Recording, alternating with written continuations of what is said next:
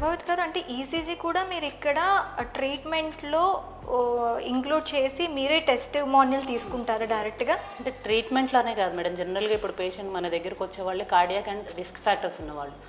So అందరికీ మ్యాండేటరీగా ECG అనేది చేస్తామన్నమాట. సో చాలామందికి 90% వాళ్ళకి హార్ట్ ఇష్యూ ఉన్న వాళ్ళకి తెలియదు. సో చాలామంది ఏంటంటే ఎప్పుడైనా మేము ఫుల్ బాడీ చెకప్కి వెళ్ళాము, మాకు ప్రాబ్లం తెలిసింది.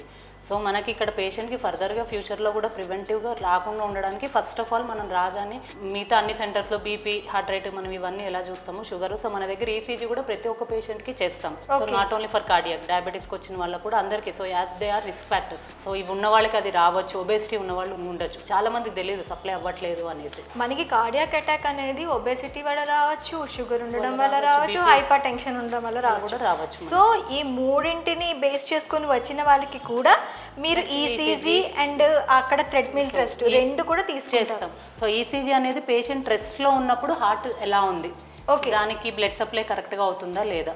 So if we found any abnormality or patient ఏమైనా సిమ్టమాటిక్ ఉన్నారు అన్నప్పుడు we'll go for stress test. Okay. So basic test అనేది ఈసీజీ చేస్తాం. ఈసీజీలో మనకు తెలుస్తుంది ఏమైనా పేషెంట్కి హార్ట్ రేట్ చూసుకుంటాం. సో కొంతమందికి ఎక్కువ వస్తుంది, మిగతా ఫర్దర్గా మనం డయాగ్నోసిస్కి వెళ్ళడానికి స్ట్రెస్ టెస్ట్ చేస్తాం అనమాట. సో బేసిక్ టెస్ట్ అనేది ECG. So it will be done for all patients. Okay. So ఇది కూడా ట్రీట్మెంట్ బిఫోర్ ఆఫ్టర్ ట్రీట్మెంట్. ఇప్పుడు మనం ట్రీట్మెంట్ చేస్తాము, సో కొంతమందికి బిఫోర్ ట్రీట్మెంట్ సప్లైలో ప్రాబ్లం ఉన్నది తెలుస్తుంది, ఆఫ్టర్ ట్రీట్మెంట్ అది నార్మల్ అయిపోతుంది అనమాట. నార్మల్ ఈసీజీస్ వస్తాయి. సో దాంట్లో కూడా మనకు థెరప్యూటిక్గా కూడా ఇది మనకు పనిచేస్తుంది. డయాగ్నోస్టిక్ అండ్ మన ట్రీట్మెంట్ డిఫరెన్స్ కూడా పనిచేస్తుంది ఈసీజీ అనేది.